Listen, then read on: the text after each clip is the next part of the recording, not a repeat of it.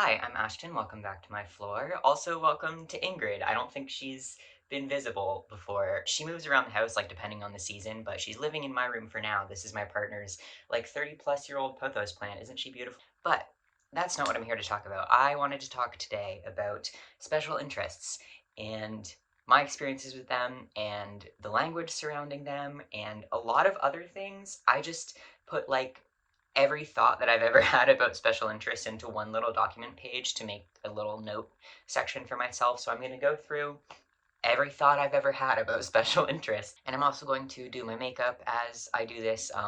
My setup right now, due to the state of this room, and due to my own lack of skill as a video producer, is a little bit messy. So if the framing changes or if there are weird lighting differences, my apologies. I am going into this video assuming that you, the viewer, has some sort of working knowledge about autism and or special interests themselves. I feel like that's generally the place that a lot of people come from watching my videos. If you're a neurotypical person or if you're an allistic person and you have just happened upon this video for whatever reason, you're welcome to stay. But generally, my content, especially the stuff that is about autism, does kind of cater to an audience that already knows about stuff because I prefer to talk about nuances and personal thoughts and stuff than I do to talk about 101, what is a special interest? That said, I will start off with a brief overview of what a special interest is. Special interests are something that many but not all autistic people experience. I do experience them, and I'm going to be talking a little bit about my own experiences with them. Even if you ascribe to the DSM's way of defining autism, special interests are not required to be considered autistic. They're one of the traits under the second category where you need to have 2 out of 4 of these things, but you don't necessarily have to have all of them to be considered an autistic person or to be diagnosed as an autistic person necessarily. We're going to get back to the DSM in a little bit, but that's not where I wanted to start. I do feel like special interests are a little bit self-explanatory as a term. I don't know if I really need to define them. Special interests are a specific way that autistic people can experience some of our passions or hobbies as a really intense, very focused interest. You've probably heard the stereotype of autistic people loving trains. That is a stereotype of special interest. And there are lots of stereotypes and ideas surrounding special interests that I don't necessarily agree with, or that autistic advocacy circles in general don't necessarily agree with. But that doesn't mean that special interests are not a part of autism and not something that we deserve to talk about and may want to talk about, because a lot of us really, really like our special interests. And I talk about my special interests online all the time, even if I don't necessarily say hi, this is my special interest and I'm going to talk about it. Special interests are not just hobbies or interests or passions, though they are very, very intense. A lot of autistic people will hyper-focus on special interests and get into a kind of flow state, which can be a good thing, but can also be disabling. I'll link more basic information on special interests in the description from a few sources that I like. So if you don't understand off the bat what a special interest is, feel free to go check those out. But I want to talk about some of the more specific-y things. The first thing that I wanted to dive into a little bit is the language itself of special being in special interests, because special is something that has often been associated with ableism, right? In a lot of ways. You've heard the term special needs, you've heard the term special education, you've heard people being called special as an insult, right? I was often called special as an insult when I was a kid. Just because the terms special education and special needs, etc., are widely used does not mean that everybody is okay with them or likes them. And a lot of people in neurodivergent and disability advocacy spaces do not like them, and generally they are kind of considered not very PC anymore. Which is a good thing. Language evolves and changes, and we should be listening to people that are impacted by the language that is used against or towards them, instead of just kind of willy-nilly using whatever language that we want to. I feel like that is a pretty basic take, but unfortunately it is not one that everybody has gotten the memo on at this point. The needs of disabled people, the access needs of disabled people, should not be considered special needs just because we are disabled people. because of the way the word special has been used to infantilize disabled people for so long in so many contexts and insult people for so long in so many contexts, a lot of people, myself included, are kind of skeptical of the phrasing of special interest, like the word itself, the terminology itself. And I have a lot of sympathy for that. I do feel skeptical of it, but in a way, I also kind of like it. And I don't really want to like it because I don't like the word special and the way that people use it to describe and talk about disabled people. But to me, my special interests do feel special. Not necessarily like unique compared to everybody else in the world. Plenty of people have the same interests that I do, even if they aren't autistic. But because they are like very pinpointed and specific compared to my other hobbies and interests, I have had a special interest in horses since I was like 5 years old.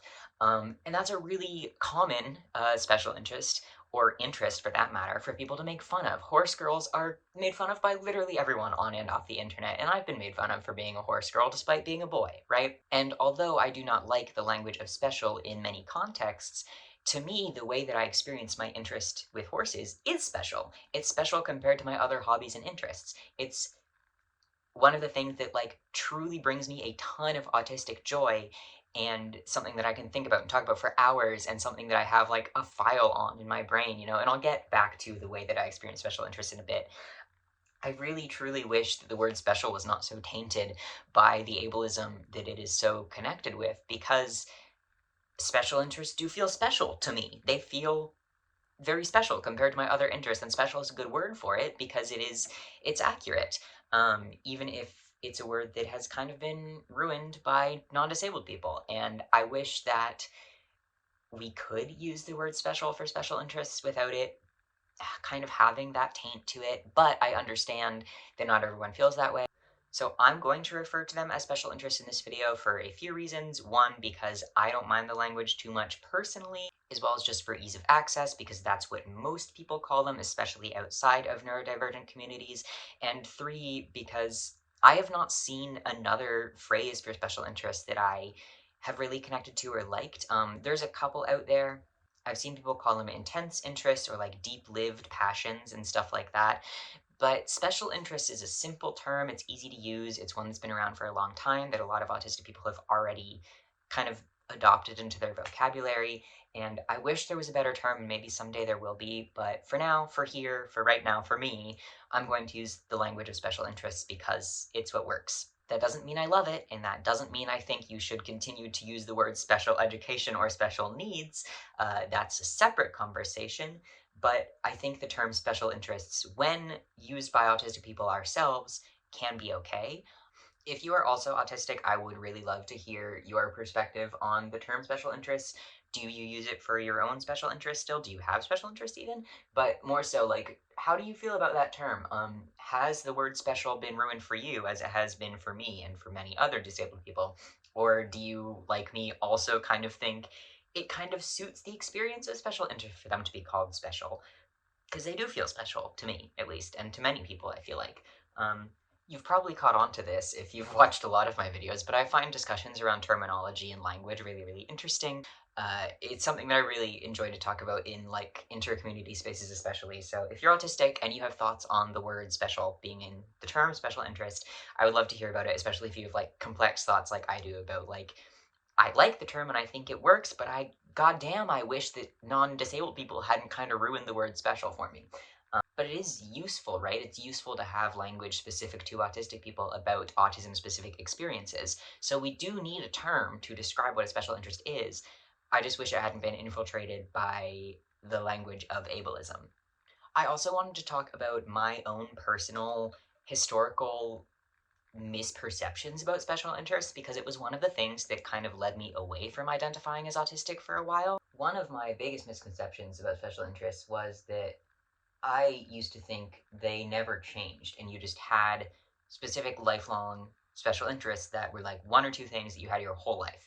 And that's not the way that most autistic people experience special interests. I have one special interest that has lasted my whole life, and then I've had many others that have like kind of overlapped and gone in and out of my brain over time, and they all last like at least 6 months to a few years, But that doesn't mean they're not special interests just because they don't last my whole life. And I feel like there's a common perception that special interests have to be lifelong for them to be special interests, but that's not necessarily the case. And I was like, I don't know, so taken aback when I learned that that wasn't the case, because I was like, oh, that explains so much more about my life and the way that I've interacted with my interests my whole life.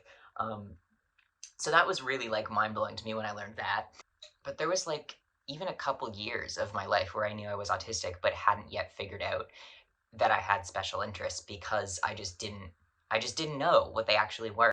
I guess I just thought that they would be really easily identifiable, that I would know which of my interests were special interests without like thinking about it at all. It helped me a lot to figure out my own special interests by differentiating the way that I engage with them than how I engage with my hobbies, if that makes sense.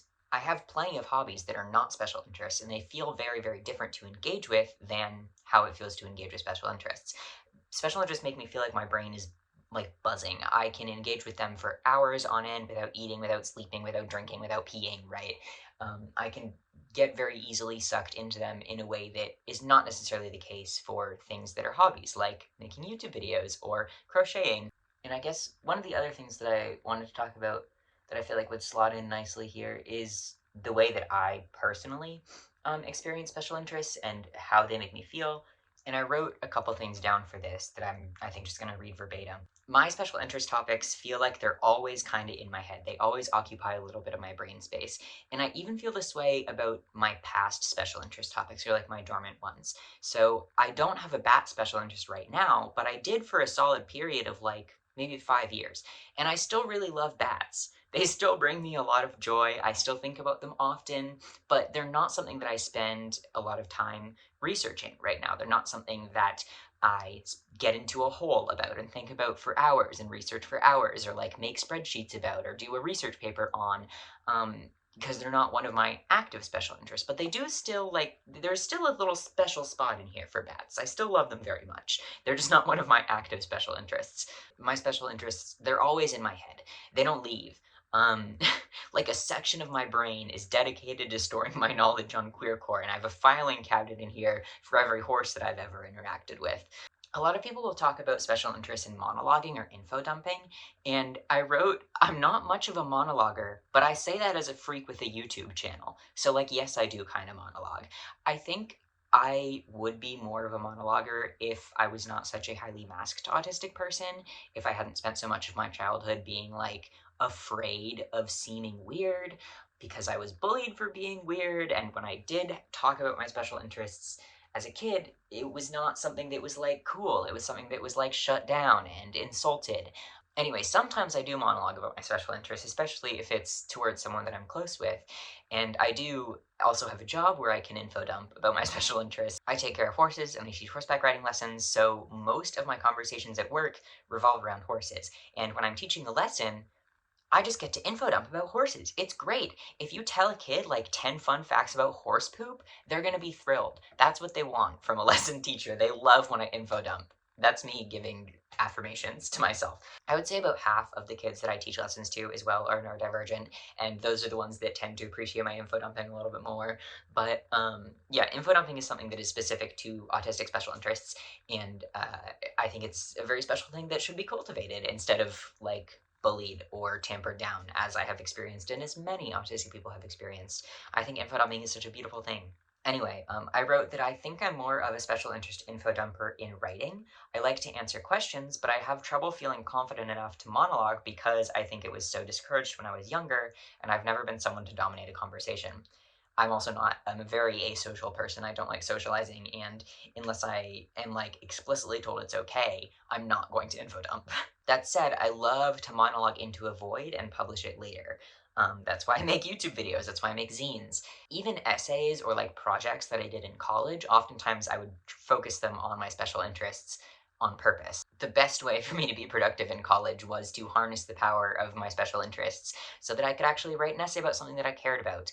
So that's my like brain experience and my monologuing info dumping experiences, but I also have a very strong urge to like categorize and spreadsheetify my special interests. I've talked before about organizing and reorganizing books as a kid, and I don't necessarily do that to my physical books anymore because I'm happy with how they are. I'm now very much like a digital books organizer. I used to be a big Goodreads. I talked about this in my last video. Just go watch my last video. I'm not going to talk about Goodreads again. But one of my favorite ways to play as a kid was organizing my horse toys by height or by color or by breed or by size or whatever.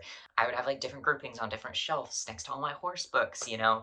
My special interest in queercore really peaked when I did my queercore big summer research project, where I made a huge spreadsheet of all of the zines that I read. Like, I'm very into spreadsheets and organizing and labeling and like ordering things. And that's a common autistic trait regardless of special interest, but for me, where it really shows up is in special interest. Like, I feel like those two things really overlap and hold hands, and I really love it. It brings me a lot of joy. I always have at least one spreadsheet going about my special interests. Currently, I'm keeping track of every ride for my year. So, like every time I ride a horse, I write down their color and their size and where I was and what saddle I used and what I did and stuff, so that I can make little charts with them at the end of the year. And I'm excited about that. And those experiences are not things that I experience with my regular hobbies.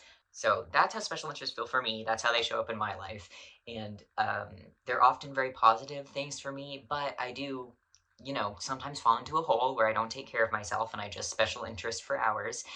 I'm better at pulling myself out of that than I used to be. I think it's something that comes with age and experience, like everything else, right? I also wanted to share what my special interests are and have been throughout life, because I think that's something that's kind of fun and something that people can connect over. As I've already mentioned multiple times, my lifelong special interest is horses. I hope to God it never goes away because I don't know what I'll do with my life if it does. But I've had horse special interest since I was like 6. I also wrote down comfort objects or like special attachments, which is something that is also very autism specific and kind of feels like it relates to special interests, so I wanted to mention it. I used to have a small pink pillow that I loved and could not sleep without. It has now been replaced by my weighted blanket. Can't sleep without it, take it everywhere. If I'm going somewhere for one night, I will take my weighted blanket. I don't care. I've also had many like stuffed animals over the years that have been my special interest or special fixation of the moment, where I would carry it with me everywhere. And many of those things were kind of separated intentionally from me by my parents because, you know, I outgrew them or I'd had them for too long and they were getting gross, which I would disagree with. And I think you shouldn't do that to an autistic person. But I lived. I also wrote down reading. The way that my reading special interests present are by getting like really into a specific genre or like very small niche of book. When I was like 10 to 13, that was horse books. I also had like a dragon fantasy phase in middle school where I was really into dragon books, read every single book with a dragon on the cover. End of high school and college, I got really into vampire books, and I wanted to read every single vampire book that ever existed, and I did read like quite a few vampire books that have ever existed. I would still really love to make my like overview of vampire books little tier list or something video. It would just be so much work, and I read so many of those books like quite a while ago that I feel like I'd have to reread a lot of them. And I love vampires, but vampire books are not my current special interest, so it might not happen. It could happen. We'll see. And then my most persistent niche genre love has been hyper-specific queer history. I'm not a huge history person in general, but I love more than anything a book that focuses on a specific time or a specific person and dives really deep into like one aspect of queer history. I love to read a book like that because they are so immersive and they like add so much to my knowledge, and they always overlap with something else that I already know about because I love those types of books so much. Let's hold on one second. This one is a niche queer history book. This one is a niche queer history book. This one is a niche queer history book. So is this one kind of. This one definitely is. This one is a little bit. This one kind of is. I don't really know if I consider books about Stonewall a niche queer history book because it's one of the most widely written about and discussed pieces of queer history. Anyway, this one's a niche queer history book. There's even more on the shelf that's below this one that you can't see. Like, I own a lot of them. I've read a lot of them. They really get to me. I get really into them.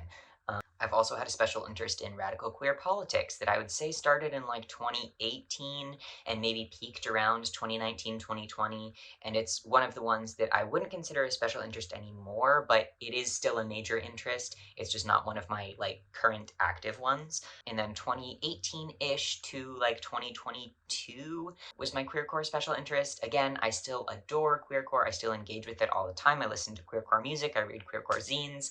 It's one of the things that inspires me a lot for art, especially, but it's not something that I spend time researching or categorizing in the way that I do my special interests right now, if that makes sense. So those are some of my historical special interests, and then unfortunately, my current special interest is The Sims.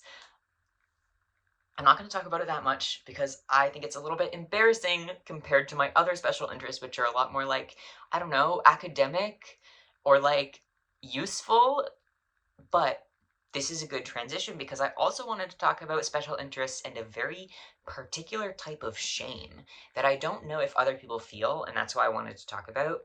But I think this comes from, like, anti-autistic sentiment in society or like ableism as a whole. Despite loving my special interests and seeing them as like an integral part of my personality and my like actual brain and my life and the way that I engage with the world, I very frequently feel like a type of shame that I don't feel about other things that are shameful, if that makes sense. Like, I don't have a lot of shame when it comes to talking about mental health, which many people do. I don't have a lot of shame when it comes to talking about my transition or my gender or like my physical body in the way that a lot of people do, right?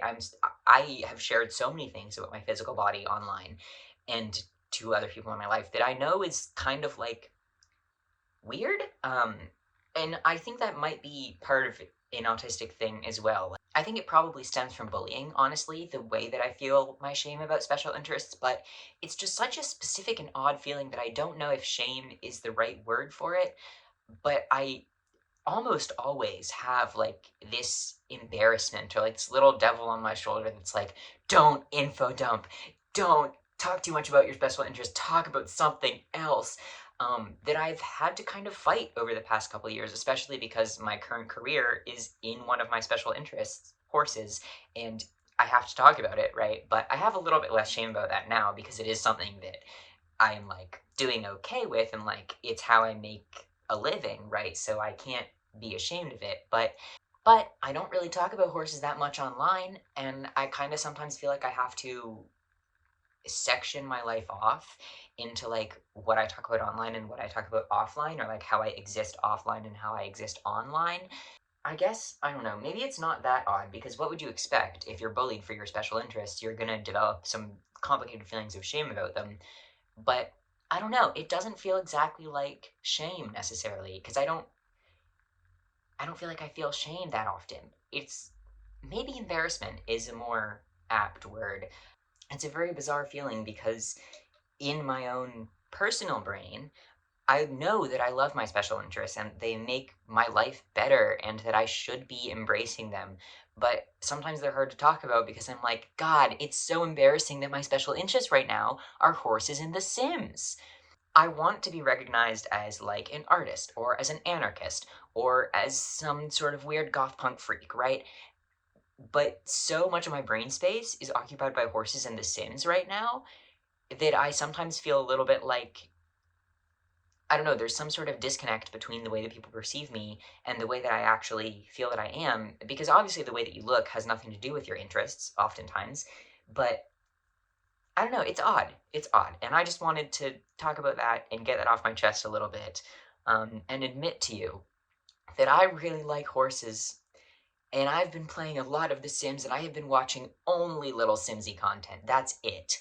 I watch other things too with my partner, but when I'm home alone, I am only watching little Simsy live streams.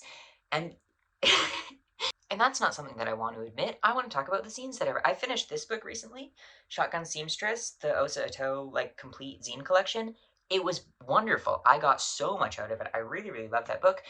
And I finished it last night, but I woke up and I didn't even want to post about it. I just wanted to go play The Sims. This feels a little ridiculous. I think I'm gonna get on with it. You get my point.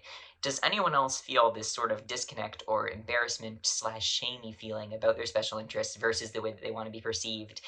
I would love to talk about it.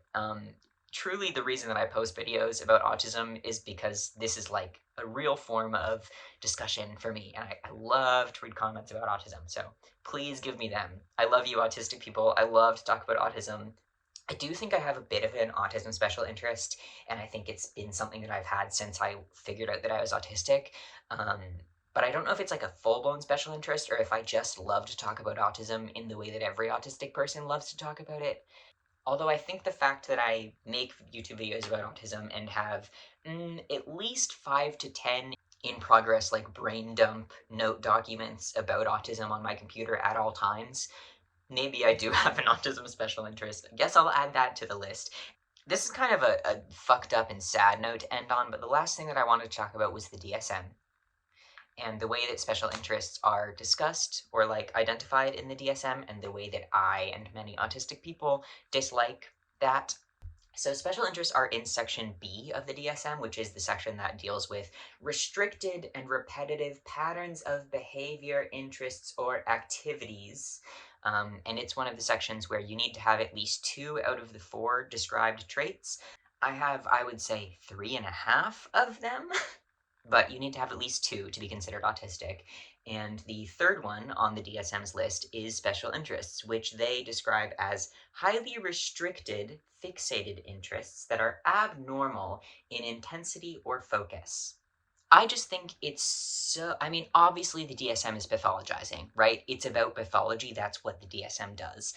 I don't know. I just think the more and more that people think of autism as a spectrum instead of like one singular way that a certain subsection of people are, and the more that I know more autistic people and learn more about what it is to be autistic and how it can be so different for different people, the more that the DSM just seems kind of useless to me. Because, like, yeah, autistic people fixate on their special interest. I would say that fixated interest is a relatively accurate way of putting it. But describing special interest as restricted seems kind of odd because they honestly feel more expansive than restrictive. Like, when I engage in a special interest, I don't feel trapped by it. I don't feel restricted by it. I feel happy and I feel like thrilled and I feel autistic joy in a way that not many other things bring me joy. And not all autistic people are the same. Maybe some people do experience their special interests as restrictive. There are days where I do feel restricted, perhaps, by my special interests. Like this morning, I was like, I'm gonna get up and clean that house. My partner's away this week, so I'm really trying to keep myself busy. And I tidied the house a little bit. I did a couple dishes, but I would not say that I cleaned the house because instead I sat down and I played The Sims. I just didn't have the energy to do it. I did not have the motivation to do it. I just couldn't do as much as I wanted to. And I am like trying to feel okay about that because it's still better to like do my dishes and unload the dishwasher and tidy up than it is to do none of those things. But it is sometimes really hard to focus on anything that is not the one thing that you can't stop thinking about. And it can be disabling. And some days it's even worse than today. Today was a relatively good day for me. Anyway, I also think it's kind of odd to describe special interests as abnormal in intensity because what does that even mean? There are so many neurotypical people that are really intense about their interests too. And I don't think it is not exclusive to autistic people to like have really intense interests. Obviously, we experience them a little bit differently than neurotypical people do, but I would argue that it's not necessarily abnormal.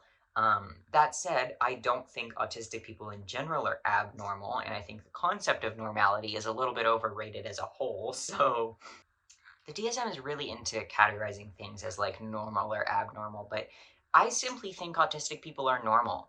Um, and maybe that's because I am autistic, right? But I could talk about the DSM and my beef with the DSM all day. Truly, I do not think that the DSM is the best way to figure out if you're autistic or like, you know, categorize people at all. I just don't think the DSM is like, I don't know, necessary. Which is hilarious coming from a psychology graduate, right?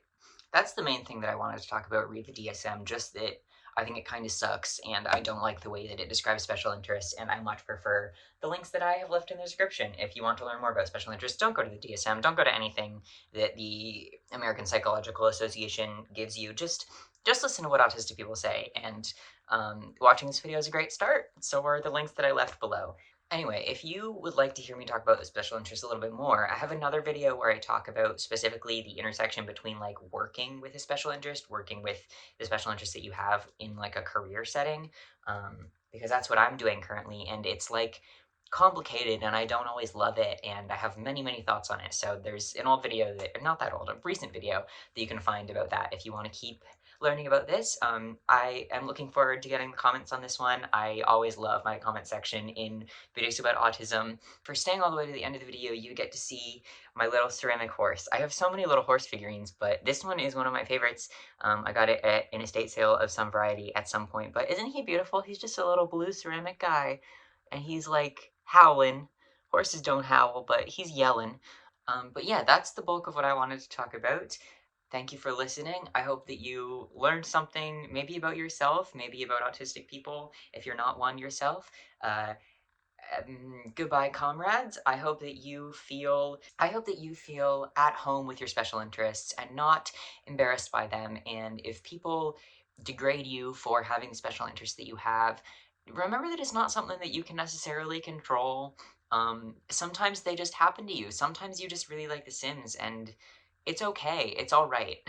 Like, look at his little tiny ears. He's so precious. He's so precious to me. Goodbye, comrades. I hope that you are enamored by your own special interests and that you feel like you have a healthy relationship with them and you don't feel shame. And I will talk to you later. Maybe wear a mask.